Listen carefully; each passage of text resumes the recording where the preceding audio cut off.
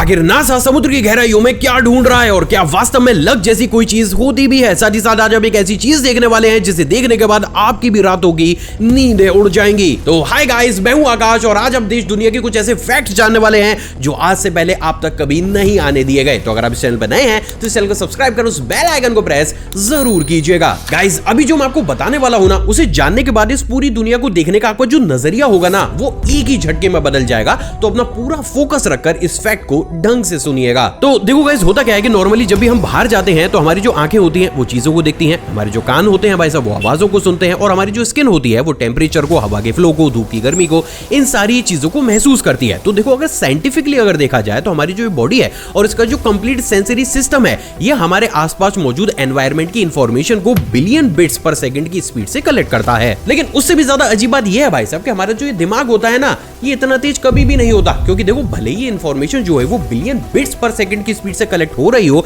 लेकिन हमारा जो दिमाग है ये इसको 30 या फिर 40 बिट्स पर सेकंड से ही प्रोसेस कर पाता है। यानी कि बिल्कुल सिंपल लैंग्वेज में हमारा दिमाग हर एक सेकंड अरबों खरबों बिट्स की इंफॉर्मेशन को इग्नोर करता है। और देखो, ऐसा जो हुआ ना, वो हमारे इवोल्यूशन की वजह से हुआ। असल में देखो गाइस, शुरुआती दौर में क्या था कि हम सभी इंसानों का सिर्फ एक ही प्राइमरी ऑब्जेक्ट था, वो था कि खुद को भाई जो हमें जिंदा रखना है, फूड को ढूंढना है और डायरेक्शन को नेविगेट करना है। अब अगर उस कंडीशन में हमारा दिमाग अपने आसपास मौजूद अरबों खरबों बिट्स को प्रोसेस करने बैठ जाता तो भाई उसे ना बहुत बड़े अमाउंट में एनर्जी की जरूरत पड़ती, जो टेक्निकली उस समय की जो फूड सप्लाई थी ना भाई साहब, वो कभी भी पूरा नहीं कर सकती थी। एंड एज अ रिजल्ट आज भी हमारा दिमाग सिर्फ उतनी इंफॉर्मेशन को ग्रैदर करता है और प्रोसेस करता है जो कि हमारे सर्वाइवल के लिए इंपॉर्टेंट होती है। लेकिन गाइस, वहीं पर ही अगर आप खुले दिमाग से अब इन सारी चीजों को सोचोगे तो ये बात पूरे तरीके से क्लियर हो जाती है कि जो दुनिया हमें जैसी दिख रही है, जैसी सुनाई दे रही है या फिर जैसी महसूस हो रही है, प्रैक्टिकली ये वैसी नहीं है। क्योंकि प्रैक्टिकली ये किस तरीके की है ना, और हमारे आसपास का एक्चुअल एनवायरनमेंट कैसा है, ये जानने के लिए हमें एक ऐसे दिमाग की जरूरत पड़ेगी जो कि बिलियन या फिर एटलीस्ट मिलियन बिट्स पर सेकंड की इंफॉर्मेशन को प्रोसेस कर सके। यानी कि देखो गाइस, ये ठीक वैसा ही है कि अभी ना मैं करोड़ 2 करोड़ रुपए खर्च करूं, एक 8K या फिर 4K वाला हाई डेफिनेशन एक कैमरा लूं और उससे ना वीडियो को शूट करूं,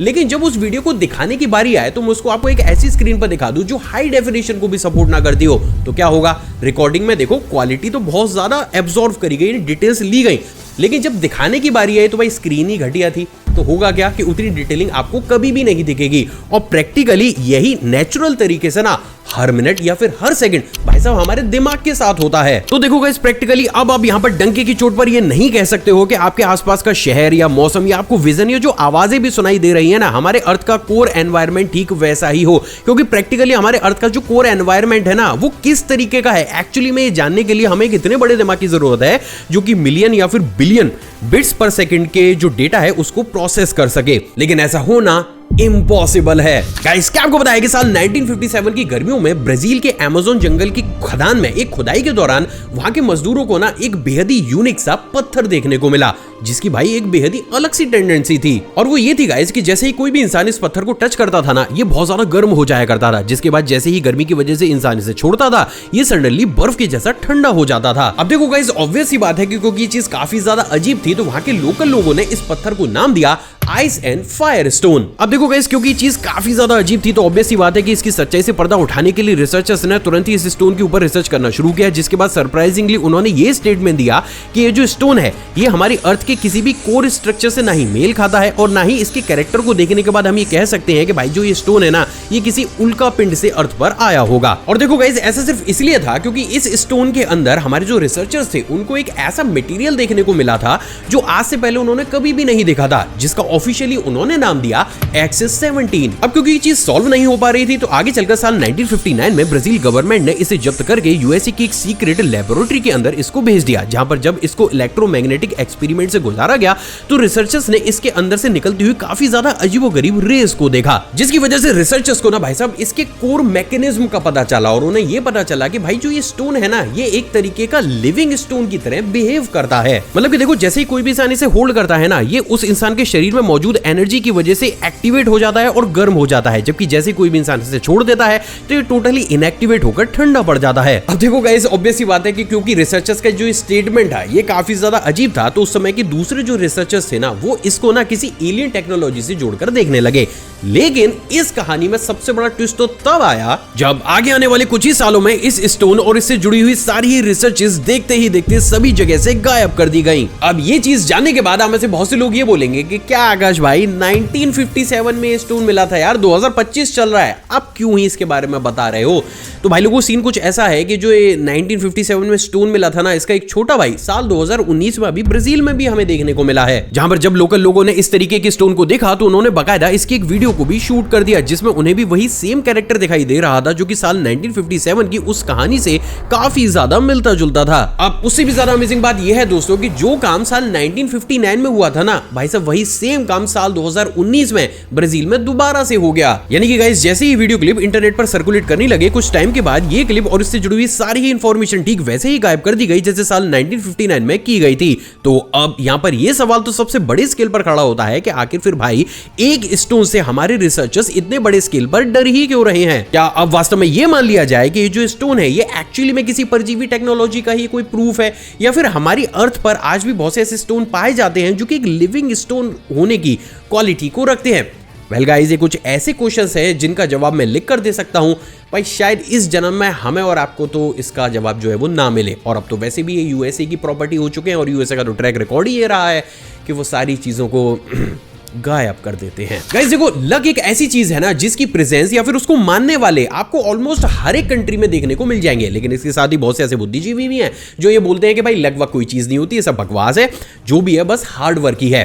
बट क्वेश्चन तो ये खड़ा होता है कि जब सिर्फ हार्ड वर्क ही सच्चाई है, लक कुछ है ही नहीं, तो आखिर ये लक का जो कॉन्सेप्ट है ये पूरी दुनिया में सर्कुलेट कर कैसे गया? तो देखो गाइस, सच बात तो ये है कि लक एक्चुअली में इस दुनिया में एग्जिस्ट करता है, लेकिन एक्चुअली में लक वैसा नहीं होता है जैसी नॉलेज हम तक पहुंचाई जाती है। क्योंकि देखो गाइस, प्रैक्टिकली लक कोई चमत्कार नहीं होता है, बल्कि लक आपके दिमाग की सोचने की एक ऐसी कैपेसिटी या कैपेबिलिटी होती है जिसे अगर आपने सीख लिया या फिर एक्टिवेट कर लिया तो सिर्फ यही चीज आपको एक सुपर ह्यूमन बना सकती है। अब देखो गाइस, यहां तक जो है ना चीजें काफी ज्यादा कॉम्प्लिकेटेड हो चुकी हैं, तो चलो बिल्कुल ईजी लैंग्वेज में आपको समझाता हूं। तो देखो, बिल्कुल सीधी सी बात यह है कि अगर आप खुद को लकी मानते हो और हर एक नेगेटिव चीज में कुछ ना कुछ पॉजिटिव ढूंढने का ट्राई करते हो, तो ये जो प्रैक्टिस होती है ना, ये एक टाइम के बाद आपके दिमाग के RAS को एक्टिवेट कर देती है। अब ये RAS क्या भला है वो भी समझाता हूं। तो भाई लोगों, RAS की फुल फॉर्म होती है रेटिकुलर एक्टिवेटिंग सिस्टम। बेसिकली क्या होता है कि जब भी आप खुद को लकी मानते हो ना, तो हमारे दिमाग का ये वाला जो सिस्टम होता है वो अच्छे तरीके से एक्टिवेट हो जाता है और हमारे दिमाग के प्रीफ्रंटल कॉर्टेक्स में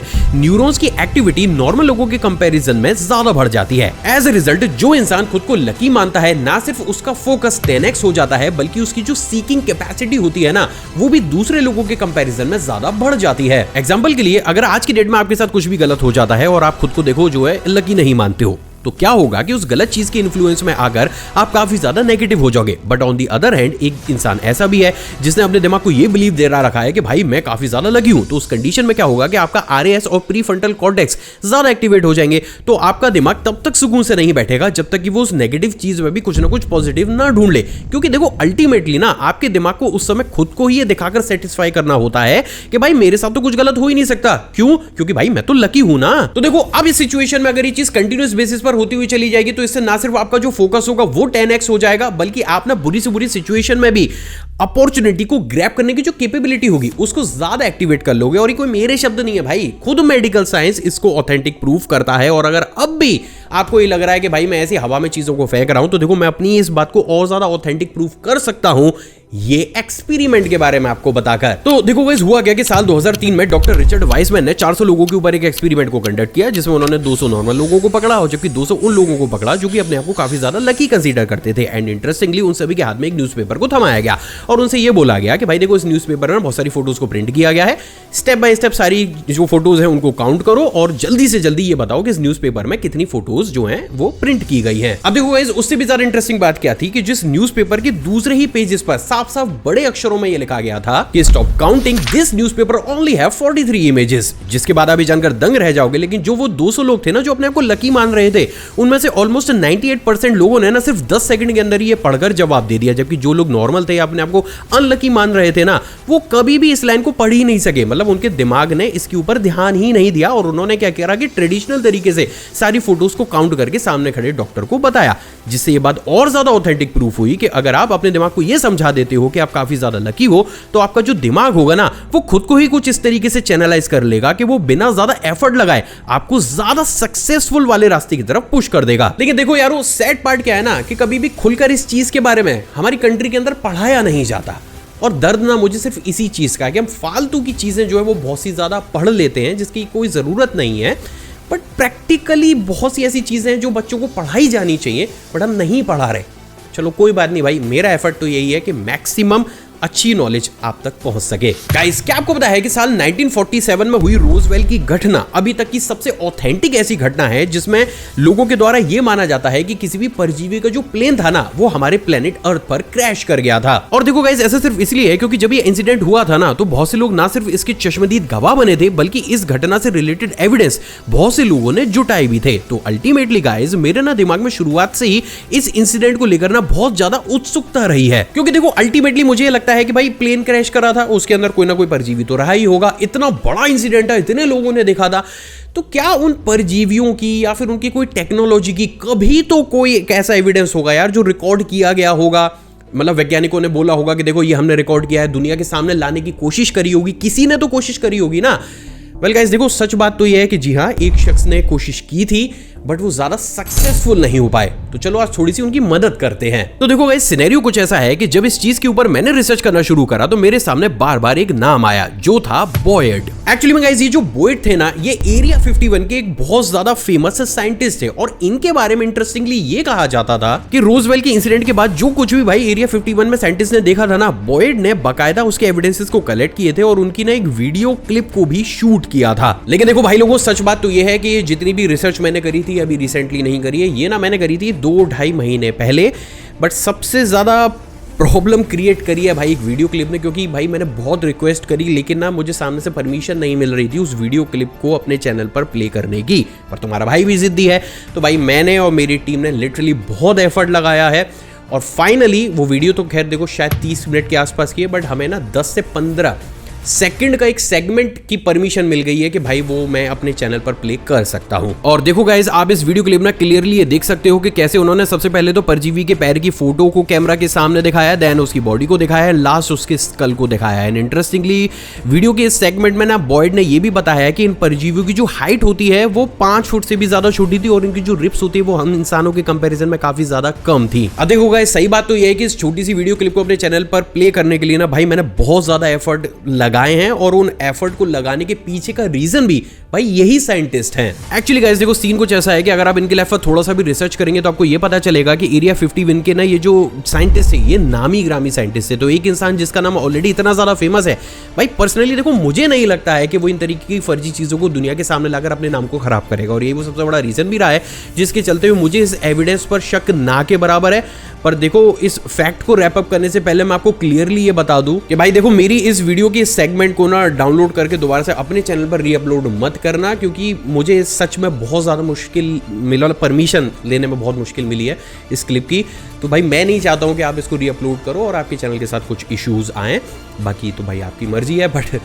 आपका बड़ा भाई या दोस्त होने के नाते बस मैंने आपको बताया कि मुझे थोड़ी सी दिक्कत लगी है इस वीडियो को प्ले कराने में। सो गाइज, अगर आपको मेरी और मेरी टीम के एफर्ट्स पसंद आए हो तो यार दिल खोलकर लाइक कीजिएगा, क्योंकि ये चीज़ आपके लिए फ्री होती है लेकिन इससे हमारा मोटिवेशन बहुत बढ़ता है। गाइज, अभी ना एक बेहद ही इंटरेस्टिंग सी चीज मेरे सामने आई है और वो ये है कि जो हिटलर था ना भाई, इसने अपने पूरे ही जीवन काल में 3.5 मिलियन से लेकर 4 मिलियन स्क्वायर किलोमीटर तक के एरिया जो था ना उसके ऊपर हुकूमत को किया था। मतलब टेक्निकली भाई ये एरिया इतना ज्यादा बड़ा था कि जब तो छोड़ो आज की डेट में भी इसे जीतना और उस पर रूल करना भाई साहब बहुत ज्यादा मुश्किल टास्क है। तो अब सवाल तो ये खड़ा होता है कि जो चीज आज कर पाना काफी ज्यादा मुश्किल है, ये महाशय इतने साल पहले कर कैसे गए? तो देखो गाइस, शायद आपको ये बात नहीं पता होगी, क्योंकि सही बताऊं तो जर्मनी से बाहर इस बात को ज्यादा लाया भी नहीं जाता है। लेकिन देखो, इसके पीछे ना एक बेहद ही सिंपल सी न्यूरो साइंस थी जिसे खुद हिटलर ने नाम दिया था कॉन्कर इन 17 सेकंड्स। अब देखो गाइस, ये बात तो पूरे तरीके से क्लियर है कि भाई जो ये नाजीज थे ना, ये सिर्फ टेक्नोलॉजी में ही अपने समय से आगे एडवांस नहीं थे, बल्कि इनको ना अच्छी खासी पकड़ न्यूरो साइंस के ऊपर भी थी। और इसलिए भी जब भी हिटलर किसी भी इंसान को अपनी सेना के अंदर भर्ती करता था, उसकी एक शर्त होती थी और वो ये होती थी कि कोई भी इंसान उसकी सेना के अंदर 17 सेकंड से ज्यादा किसी भी नेगेटिव थॉट पर फोकस नहीं करेगा। पर सवाल तो ये खड़ा होता है कि आखिर ये अजीब सी शर्त हिटलर रखता ही क्यों था। तो देखो गाइस, सिनेरियो कुछ ऐसा है कि आज हमारी न्यूरो साइंस भी खुद इस बात को प्रूव करती है कि जब भी हम किसी भी पॉजिटिव या फिर नेगेटिव थॉट पर सिर्फ 17 सेकंड से भी ज्यादा फोकस करते हैं तो हमारा दिमाग उस थॉट को प्रायोरिटाइज कर देता है। और एक बार अगर भाई हमारे दिमाग ने किसी भी थॉट को प्रायोरिटाइज कर लिया तो वो हर एक तरीके से बेलगाम घोड़े की तरह काम करता है और वो ना सबकॉन्शियसली हमारे थॉट से रिलेटेड एक्शंस को लेने लगता है। और जब ऐसा होता है तो हमें उसी तरीके का आउटकम देखने को मिल जाता है। और देखो भाई, शायद ये भी एक बहुत बड़ा रीजन हो सकता है जिसकी वजह से हमारे जो पूर्वज थे ना, वो अक्सर ये बोलते थे कि भाई जैसा तुम सोचोगे एक्चुअली में लाइफ में तुम वैसा ही बनोगे। क्योंकि देखो गाइस, एक्चुअली में ना हमारे दिमाग की वर्किंग ही कुछ इस तरीके की होती है। अब देखो, यही वो सबसे बड़ा रीजन भी रहा है जिसके चलते हुए, क्योंकि हिटलर की सेना में कोई भी इंसान 17 सेकंड से ज्यादा नेगेटिव थॉट पर फोकस कर ही नहीं सकता था, तो वो लोग एक्चुअली में इतना ज्यादा पॉजिटिव हो गए कि उन्होंने अपनी इंसानी लिमिट से भी ज्यादा अपनी बाउंड्रीज को पुश करके इतने बड़े एरिया को कैप्चर कर लिया, जो देखो आज की डेट में भी कर पाना ना भाई नेक्स्ट टू इम्पॉसिबल है। और अगर आपको अभी भी ये बात बेफिजूल लग रही हो तो आप एक थोड़ा सा काम कीजिएगा कि आप जर्मनी के ऊपर ना हल्की सी रिसर्च कीजिएगा, क्योंकि आपको आराम से वहां पर ये चीज देखने को मिल जाएगी कि कैसे वहां पर आज भी मेजॉरिटी ऑफ लोग इस प्रैक्टिस को फॉलो कर रहे हैं। तो इन शॉर्ट देखो, अगर आप अपनी लाइफ में ज्यादा एफर्ट को ना लगाते हुए उसे बेटर बनाना चाहते हैं तो कोई भी नेगेटिव थॉट आने के बाद 17 सेकंड से पहले उसको इग्नोर करने की आर्ट सीख लीजिए। गाइस, जब भी बात नासा की आती है सबकॉन्शियसली हमें ना स्पेस याद आता है, क्योंकि सीधी सी बात है भाई, नासा जो है वो स्पेस पे एक से एक बड़े मिशन को कंप्लीट करती है। बट व्हाट इफ कि एक दिन आपको ये पता चले कि भाई जो ये नासा है ना, ये स्पेस से ज्यादा इंटरेस्ट तो हमारे ओशियन में ले रही है। तो भाई इस पॉइंट पर ये क्वेश्चन तो जरूर खड़ा होगा कि नासा जैसी स्पेस कंपनी स्पेस छोड़कर ओशियन के अंदर क्या कर रही है। तो देखो गाइस, जैसे आप खुद भी इस चीज के ऊपर रिसर्च करेंगे तो आपके सामने ना एक शब्द बार बार आएगा और वो है यूएसओ। अब आखिर ये यूएसओ क्या वाला है, चलो इसकी फुल फॉर्म जान लेते हैं। तो देखो गाइस, ये जो यूएसओ है इनकी फुल फॉर्म होती है अनआइडेंटिफाइड सबमर्ज्ड ऑब्जेक्ट, जो हवा में उड़ने के साथ साथ अचानक से पानी में नीचे जाकर गायब भी हो सकते हैं। अब देखो गाइस, सच बात तो यह है कि अगर आप खुद भी यूएसओ के ऊपर रिसर्च करना शुरू करोगे ना तो इसके आपको बहुत से एविडेंस जो है वो ब्राजील और यूएसए के आसपास देखने को मिलेंगे। मतलब लिटरली बहुत सी इलाकों में ना ये चीज बहुत ज्यादा कॉमन है। आपको भी मेरी बात पर बिलीव ना हो, आप देख लीजिएगा, मतलब बहुत ही कॉमन है, भर भर कर आर्टिकल आपको मिल जाएंगे।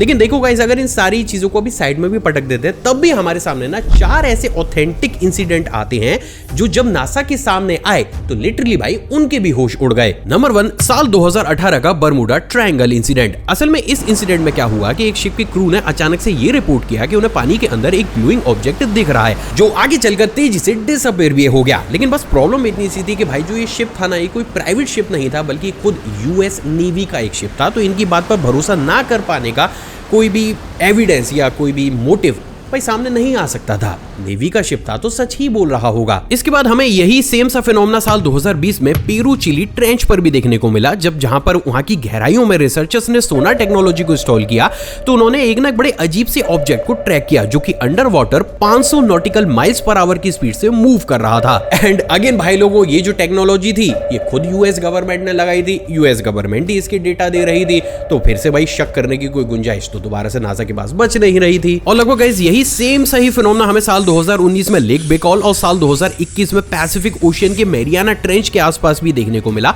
जिसके बाद एक तरीके से ये ऑथेंटिक इंसिडेंट जब बढ़ने लगे तो फाइनली साल 2022 में नासा ने national oceanic and atmospheric administration के साथ मिलकर एक ऑपरेशन को शुरू किया जिसका नाम उन्होंने दिया ऑपरेशन एफबीएस। एक्चुअली में भाई लोगों देखो, इस मिशन का जो नाम है ना वो भी एक कार्टून सीरीज से उठाया गया है, क्योंकि उसमें भी कुछ इसी तरीके की चीजों को रिसर्च किया जाता था। अब देखो गाइस, सबसे ज्यादा इंटरेस्टिंग बात ये है कि इस ऑपरेशन के बारे में अगर आप खुद से भी सर्च करेंगे तो इसका जो मेन ऑब्जेक्टिव आपको दिखाई देगा ना, वो देखा अंडर वाटर उन तरीके की चट्टानों का पता लगाना जिससे हमारे अर्थ के ओरिजिन का हमें सही तरीके से पता चल सके। बट इंटरेस्टिंगली अगर आप इस मिशन में यूज होने वाली टेक्नोलॉजी पर नजर डालेंगे तो ये टेक्नोलॉजी भाई साहब कुछ और ही बोल रही है, क्योंकि गाइस इसमें जो टेक्नोलॉजी सबसे पहले यूज की जा रही है वो है एक्वानॉटिक प्रोब्स। बेसिकली अगर बिल्कुल सिंपल लैंग्वेज में समझाऊं तो ये एक तरीके के पानी के अंदर चलने वाले ड्रोन होते हैं जो कि काफी गहराई तक नीचे जाकर हाई रेजोल्यूशन की इमेजेस को क्लिक कर सकते हैं। प्लस अगर आप चाहें तो अंडर वाटर किसी भी तेज ऑब्जेक्ट के पीछे इनको लगा सकते हैं और वो क्लिक करें, मतलब कोशिश करेंगे कि वो मूवेबल ऑब्जेक्ट की जो फोटोज है उसको हाई डेफिनेशन में क्लिक कर सके। नंबर 2, सोनार मैपिंग,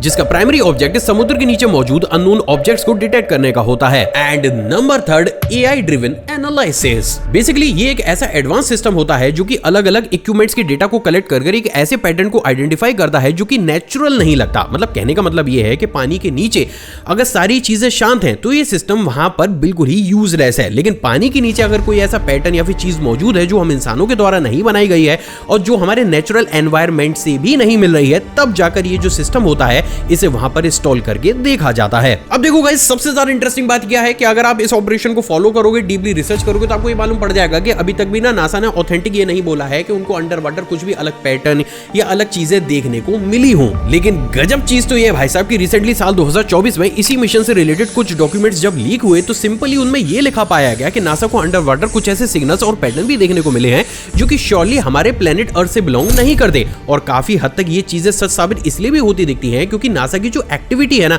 अगर आप उसको फॉलो करेंगे तो भाई कोई अंधा इंसान भी बता देगा कि नासा एक्चुअली में कर क्या रहा है। क्योंकि देखो गाइस, बात बिल्कुल सिंपल सी है। इस ऑपरेशन का मेन ऑब्जेक्ट क्या है? हमारे अर्थ के कोर नेचर को समझना या ओरिजिन को समझना। तो भाई इस पे एक सेलेक्टेड बजट अलॉट किया जाएगा और इस मिशन को वहां पर सबसे ज्यादा किया जाएगा जहां पर हमें लगता है कि भाई इस एरिया में अगर हम चट्टानों को देखेंगे तो मैक्सिमम पॉसिबिलिटी है कि हमें जो अर्थ का ओरिजिन है वो समझ में आए, राइट? लेकिन भैया हो तो बिल्कुल उल्टा रहा है। क्योंकि देखो गाइस, बात अगर इस मिशन की जाए तो रिसेंटली नासा इस मिशन को रैपिड पेस से इंडियन ओशन और पैसिफिक ओशन में फैलाता हुआ चला जा रहा है। एंड इवन ये स्पीड इतनी ज्यादा तेज है जितनी स्पीड तो नासा ने कभी अपने स्पेस मिशन में भी नहीं दिखाई। तो भाई बात तो बिल्कुल सीधी तरीके से खड़ी हो जाती है। शक का जो कीड़ा है वो तो जागेगा ही ना कि एक्चुअली में नीचे ऐसा क्या मौजूद है जिसको इतनी तेज स्पीड से और इतना पैसा खर्च करने के बाद नासा उत्सुकता के साथ जानना चाहता है। तो गाइस देखो, सच बात तो यह है कि जो भाई मुझे लगता है और शायद बड़े बड़े एक्सपर्ट्स भी अगर होंगे तो एक्सेप्ट करेंगे इस चीज़ को कि नासा खुद के तो कभी खुद से नहीं बताएगा कि सारी चीज़ें क्या है। हाँ, एज फार एज कि वो चीज़ें खुद ही अपनी प्रेजेंस को दिखा दें, जो कि ऑलरेडी ब्राजील और यूएसए में दिख भी रही हैं। आप चाहें तो खुद भी रिसर्च कर सकते हैं। मैं बोलूँगा तो बहुत से लोग बोलते हैं कि भाई कौन से ऐसे फैक्ट उठा कर ले आते हो, तो प्रैक्टिकल है कि आप खुद सर्च करिएगा, आपको ये यूएसओ आराम से देखने को मिल जाएंगे। तो गाइस देखो, अब अगर इन सारी चीजों को इन शॉर्ट कंक्लूजन निकाल कर देखा जाए तो आप ये कह सकते हो कि हाँ, इनडायरेक्ट तरीके से नासा को भी ये बात समझ में आ चुकी है कि शायद अंडर वाटर कोई ऐसी सभ्यता या ऐसी चीज मौजूद है जिसके बारे में नासा को पता होना चाहिए। आई होप गाइज आज का ये एपिसोड आपको पसंद आया होगा। अगर आपको मेरी और मेरी पूरी टीम की मेहनत पसंद आई हो तो इस वीडियो को लाइक जरूर कीजिएगा, ज्यादा से ज्यादा शेयर कीजिएगा। मुझसे इंटरेक्शन को बढ़ाना चाहते हैं तो आप चाहें तो मुझे इंस्टाग्राम पर भी फॉलो कर सकते हैं या फिर नीचे कमेंट सेक्शन में कमेंट भी कर सकते हैं। आप सभी लोगों की सपोर्ट के लिए बहुत बहुत थैंक यू। इसी तरीके से सपोर्ट बनाए रखिएगा। जय हिंद।